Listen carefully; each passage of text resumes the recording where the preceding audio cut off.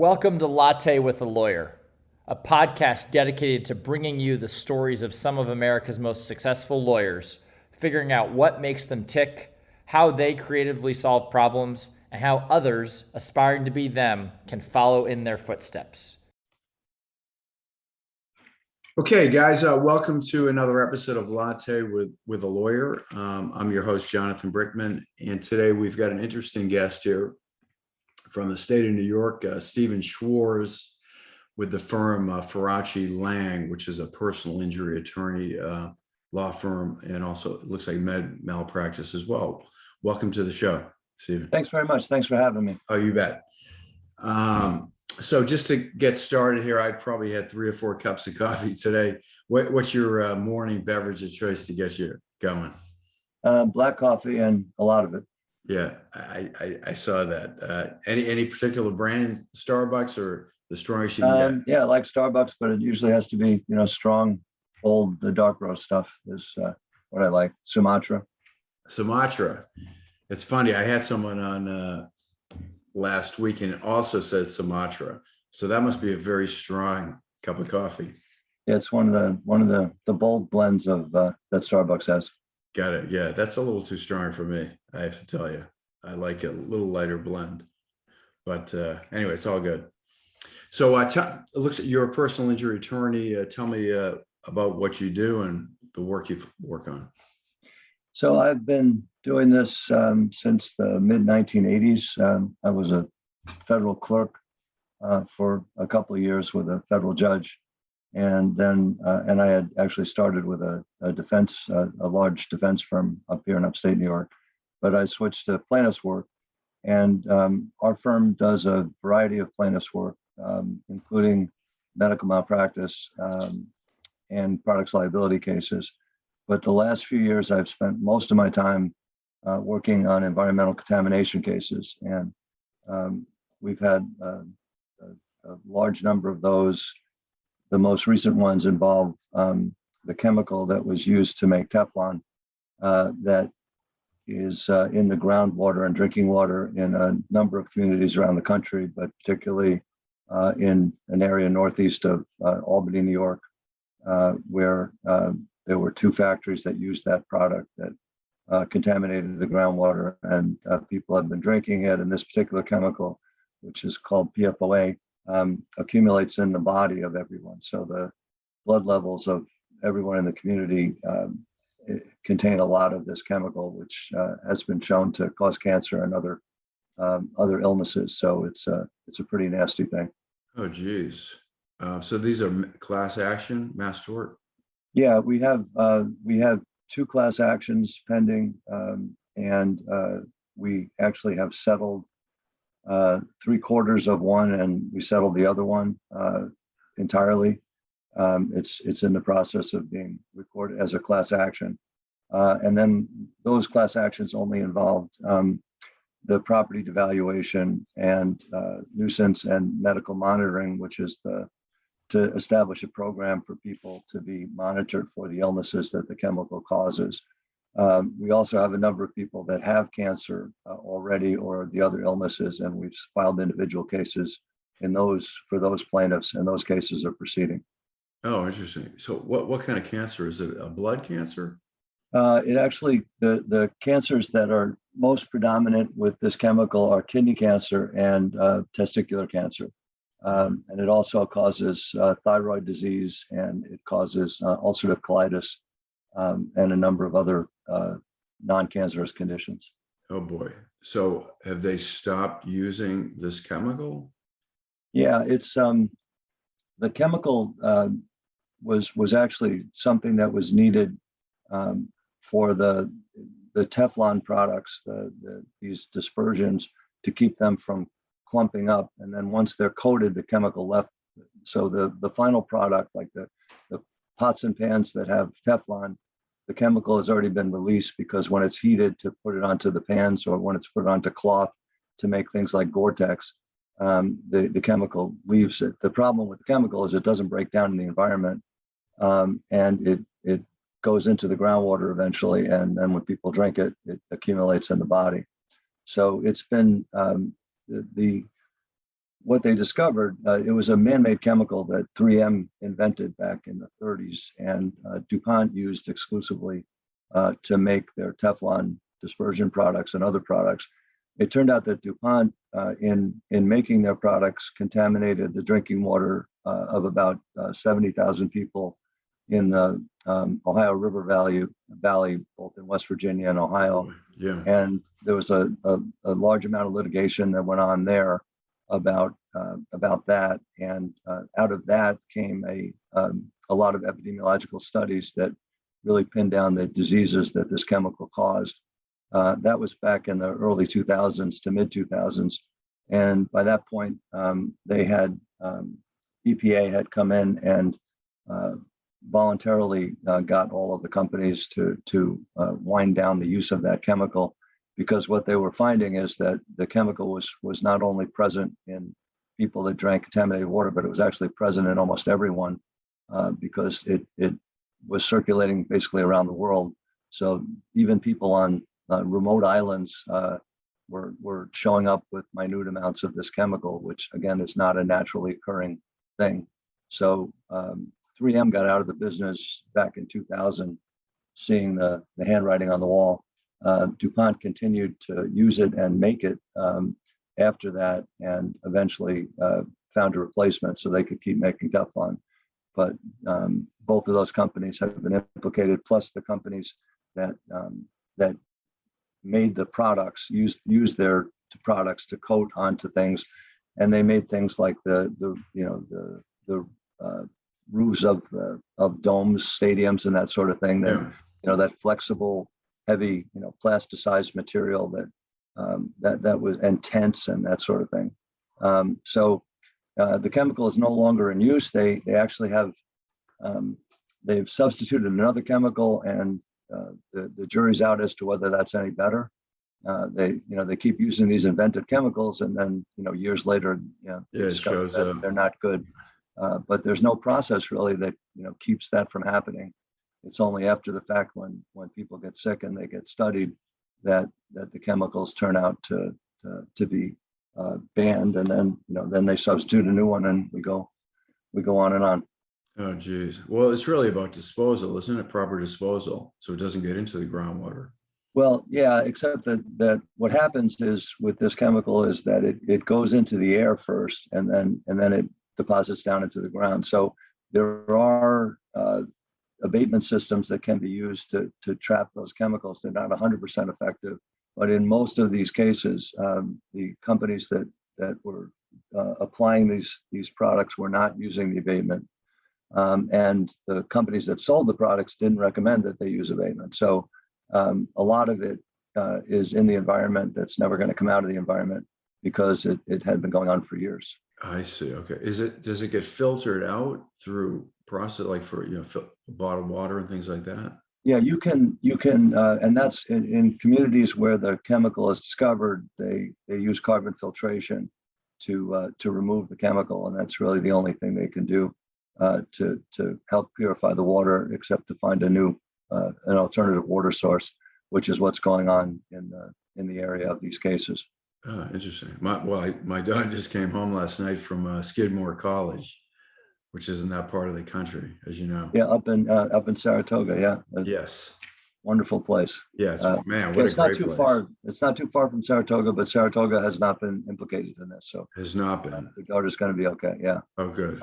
There were a couple of manufacturing facilities, or three actually. One in North Bennington, Vermont, and then two across the New York border in Petersburg, New York, and Hoosick Falls, New York. And those are the centers of where the contamination has been found. Yeah, no, it's interesting. I mean, some of these things that are just persistent, like asbestos, right? People are still trying mesothelioma cases. Yeah, no, it's still going on. I did a lot of that in the 80s.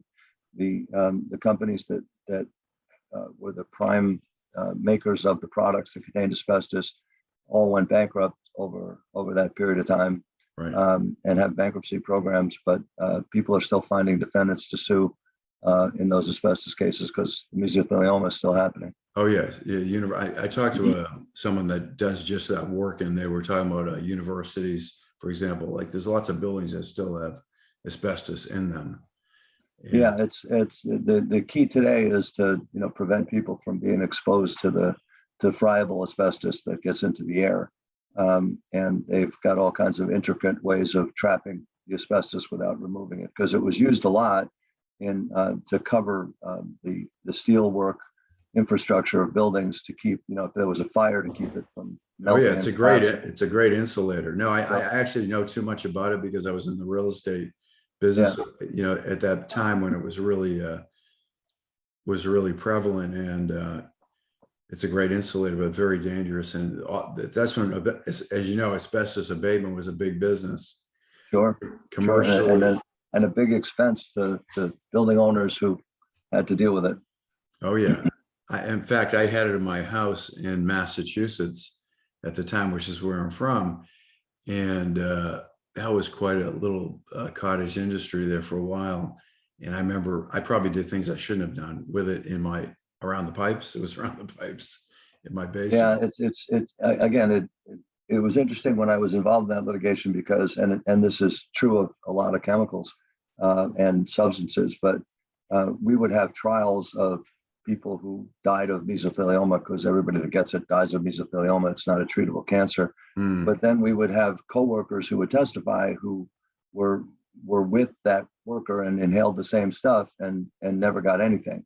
So it's, the body's reaction to things is different. Everybody's got a genetic makeup. Some people are more susceptible than others. And, you want to avoid inhaling asbestos whenever you can, but, the likelihood that you'll get it is remote, if you have, minor, because we all have asbestos. It's in the air. I mean, we all breathe it. But again, the more you breathe, the higher the chances you're gonna get sick from it. Yeah. No, the incidents, it's more about exposure, right? Continued exposure, right? Like people that were in shipyards and things like that. They used to, yeah, people that did insulation work particularly, and worked with steam pipes that required this type of insulation to be more efficient. And then when you remove that, it became a powdery, dusty thing that got into the air, and they had no protection from it back in the 50s and 60s until the late 60s, early 70s. Finally, where a lot more regulations came in. Got it. So how'd you get into this? I mean, how'd you become a lawyer, and how'd you get into this kind of work? Yeah, it's kind of a funny story. Well, I became a lawyer. I went to college thinking I was going to be a doctor, and I was a biology major. And I wound up not taking school seriously enough my first semester and getting 3 C's out of 5 classes, which pretty much knocked me out of the medical school business before I even got started. Yeah. But I think I continued with my biology degree, and then decided to go to law school, and it's been very helpful. I tell a lot of people that want to go to law school that they should get a degree in something else other than pre-law, because it comes in handy, whether it be business or engineering or biology or whatever. You're going to learn law in law school, so you might as well have another skill that you can apply to it.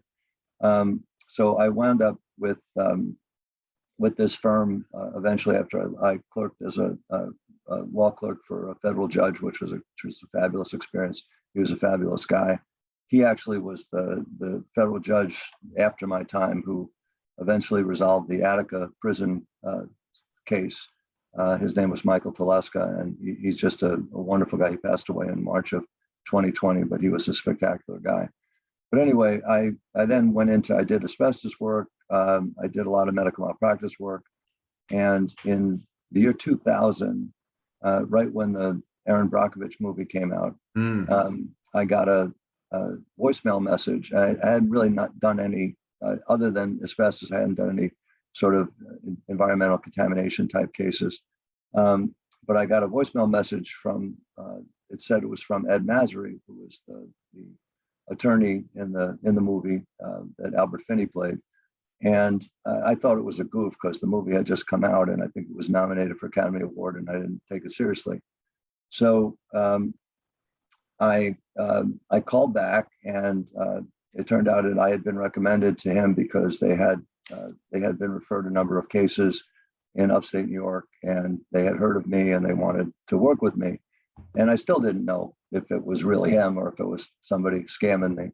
But he said that Erin was going to be on The View in New York, going to be interviewed, and she was going to be in New York. And they're from California. So he wanted me to fly down to meet with her. So I went down there and went to the hotel where she was at and asked for her. And they said there was no one there registered under her name. So I assumed that I had been scammed. But as it turned out, she was a big deal at that time. So she registered under her husband's name at the time. I met her and we hit it off okay. And then we handled 3 big cases together with that firm. And that's kind of how I got into the business. Interesting. So I guess you kind of rolled right into what I was going to ask you about, like what was the most memorable case you worked on, but that sounds like it right there.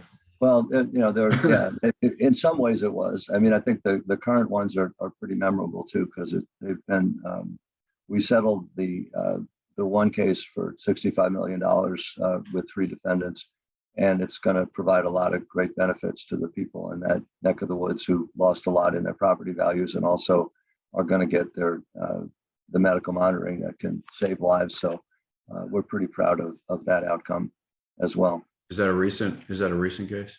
Yeah, we just got it settled last year and approved this year, and we're working out the claims process to get people paid in the near future. Wow. And that was a class actions? Yeah, that was a class action. And again, we had another class action that settled for $23 million for the town that was just south of there. It's a little bit smaller community and less people involved, but same chemical, same impacts. Wow, congratulations. Thanks. That's a big case for sure. So how long did you work on that? So the environmental cases, they're very long. The ones with that I worked with Masry and Vidito, the Erin Brockovich firm, took actually 10 years to resolve. Wow. The ones that these ones that I'm talking about with the PFOA, we started in 2016. So they've been going for 6 years, and we still have one defendant left. DuPont did not settle in the one case, so we're proceeding against them still. And then we have a bunch, as I said, of the individual cancer cases that we're also pursuing, and they've been going on for 5 years too. So for these long cases that have a long, protracted timeline, how do you get paid? I mean, how do you pay yourself during that? Do you use litigation financing? How do you do that? So we, one of the important things of any personal injury firm, as far as I'm concerned, is to have some diversity. So, our firm, we do a lot of different types of personal injury work. We do automobile accident cases. Okay. I don't do a lot of them myself, but people in my firm do them. We do malpractice cases. So we sort of have a bread and butter type of practice that can bring in money on a regular basis. Oh, and I then see. you can get through, sometimes we go through some lean years where things don't come in, and 2020 was a real concern on that front because all the courts were closed, and without trials, usually don't get settlements, but we were able to get through that okay. There were still cases that we're resolving. But yeah, I think the environmental cases, you go for a long time and you hope that they're going to pay off. You have to invest lots of money. We spent, between us and our collaborative law firm partners in those cases, we spent over $1 million in expenses to get that case to the settlement and to trial eventually. Where's that capital come from? Is that your own capital or are you borrowing money? Yeah, I mean, it can come from various sources, but we typically will take out bank loans to pay for those kinds of things, and that's why you have to be very specific and careful in the cases that you take, because you can't afford to lose that too often and stay in business. Sure. But so different than like non-recourse litigation financing, you actually have banks that will fund that. Yeah, I think, again, if you have a track record like we have of success, and we have enough revenue generation anyway, then yeah, we can, we have a good credit rating, and we can get lines of credit to help. Lines of credit, are they secured? Secured against receivables? Sort of secured against the individual partners too. So we have to. So you guys are putting You're guaranteeing. Yeah, I was a lender at one point in my life. That's why I was curious about that, because I know that litigation financing is a big thing, and particularly for personal injury firms, right, that have long cases. Yeah, I mean, we have never resorted to that, and the good part of it is that you don't have to pay. You don't have to pay it if you lose the case. Right. The bad news is that the interest rates are very high. Very expensive. Yeah. So you have to, some people do choose that route, but we've been fortunate that we have our own credit that we can utilize without paying those exorbitant rates. Yeah, that's I think we get 90 to 95% of our expenses back in cases, so that we don't have a big loss record. It happens, you do lose some cases that you don't get your money back, but you can't afford to lose too many environmental cases and not get your money back. So you have to choose wisely. And again, typically by the time you get into the hundreds of thousands to millions of dollars, you know what you're doing by then, and you know whether it's a case that's worth investing in. So it's not typical that you're going to lose that kind of money. So so your batting average is obviously pretty good, and I would imagine most of your cases are settled, don't go to trial. Is that true? Yeah, most of them are settled, and there's sort of a process you have to go through. The corporations that we sue are typically defended by big law firms with many attorneys, and they keep us busy for a long time, fighting in court and motions and discovery. And then typically they'll try to get the case dismissed to try to throw out your experts on the opinions that the experts give under the Daubert court ruling. And you usually have to go through that process. And if you survive that process, then typically they want to settle. And a lot of these cases, again, their corporate documents are not good for them. There's usually smoking guns in there about what they knew and when they knew it. So they typically don't want those cases to go to trial, but they'll take you right to the brink and do everything they can to get it dismissed before that point. And then if you survive that, then usually you'll get them settled. And you're preparing as if you're going to go to trial, I would assume. Right. You always have to be ready to go to trial. And again, they don't settle cases that they think you're not ready to go to trial. Sure. They'll call your bluff. Well, that makes sense. It's really a game of poker, right? So how do you get ready for that? What do you use? Do you do focus groups? Do you do mock trials? Do you use expert witnesses, I assume? What are the things that you use? We typically do focus groups. We've got, there's a woman named Charlie Morris that I've worked with for years, who has run focus groups for us, and she does a lot of work for other big cases and criminal cases too. But and she's really good at it and does a good job of recruiting people who fit the mold of the jury pool where you're going to try the case. And then we'll typically spend a day with those people. Typically, I'll argue the opposite side of my case, and I'll have somebody else from my group argue our side. And then we usually have 3 different juries that deliberate, and we videotape them and watch the sausage being made, so to speak. It's sometimes frightening what they get off on, just like juries. You never know what particular issue is gonna hang them up that you never would have predicted in a million years, if no matter how much you studied the case. But it's always instructive. We always learn something. We learn some things that we told them that they either didn't believe, or some things that they wanted to know that we didn't tell them. So the focus groups are really helpful in focusing you on trial. They're not 100% predictive, but they're more predictive than you would be if you didn't do them. Got it. So where did they not work? Like, give me examples of like where sometimes you don't get what you expected. Well, I guess you almost always get things you don't expect, but that's the nice thing, is to get them before trial, because then that gives you a chance to, and that's why you don't want to do the focus group, just before trial. You want to give yourself a few months at least, so that you can adapt your strategy based upon what you learn from the focus group. And the other thing you learn from the focus group is something about the people.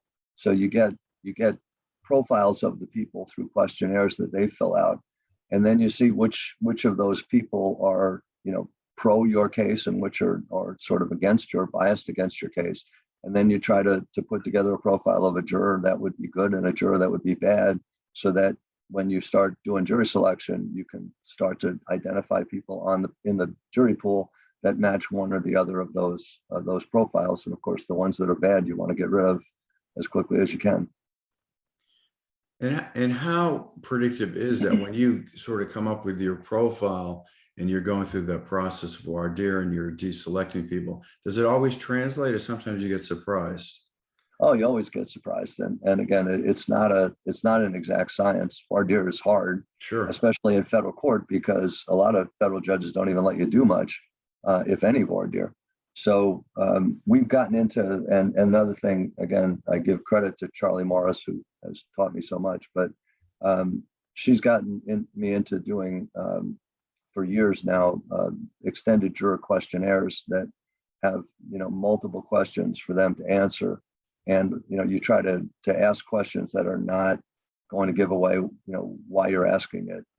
And if you word questions correctly, you get a lot more information in the questionnaires than you typically get people to volunteer when they're sitting in voir dire. And then you can use those questions then also when you get to voir dire to get people talking. When I first got into the business and I watched people do voir dire, the attorneys, 30 years ago, 40 years ago now, a lot of them took the attitude that, well, I'm gonna try to sell these people on my case during voir dire. And when I got involved with consultants, in particular Charlie, she explained to me how stupid that was, because it's the only opportunity you get to listen to what these people have to say.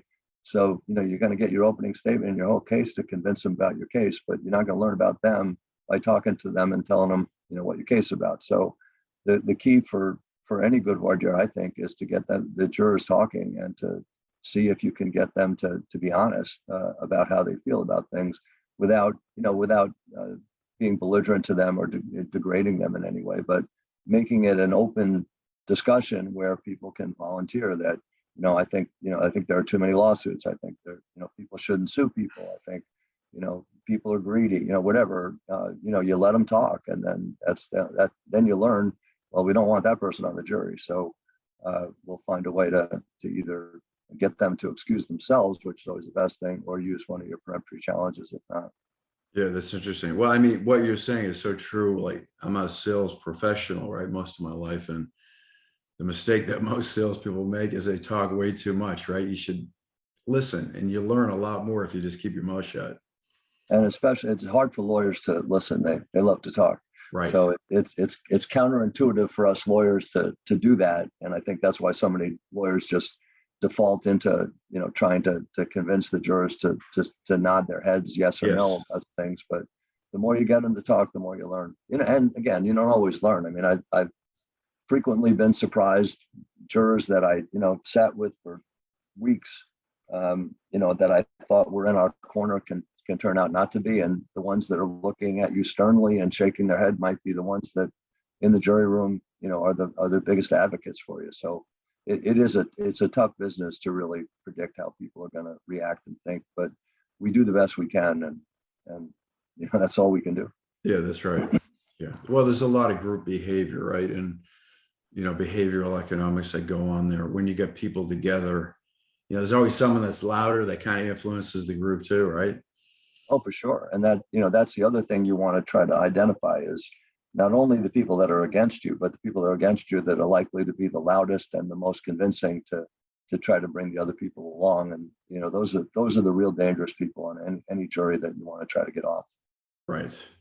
So it sounds like you employ a bunch of resources. And are there any other technologies that you use in the practice? Yeah, I use a lot of, we've, again, and this goes back really to the 90s, started to use a lot of visual stuff because it's just so much, again, jurors now, I think, in today's era are just want to see information in a bunch of different ways, and they don't want to just listen to somebody talking.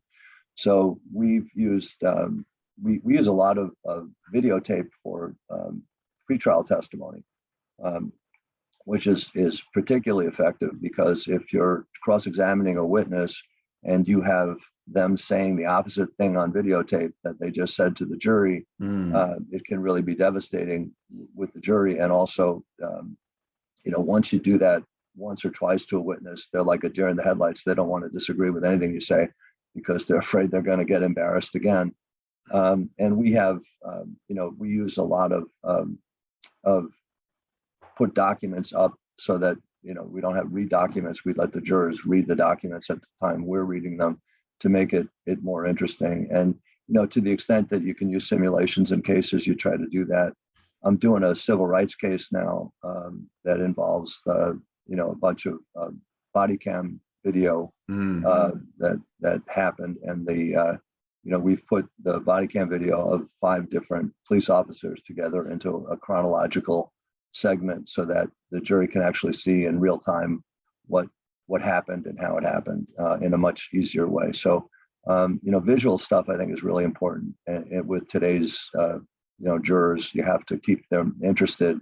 And if you just have people going on and on for hours talking, you tend to see them falling asleep or getting distracted. Yeah, that's interesting. So do you have those big, screens and all the technology in the courtroom to use? Yeah, usually I bring my own. Some courtrooms are depending on the jurisdiction. Some courtrooms have TVs for the jurors and that sort of thing, and you can use their equipment.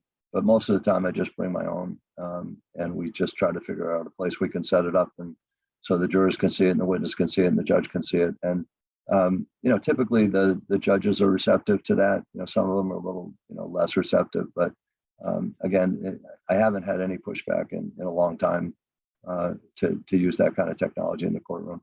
Yeah. It's extra work.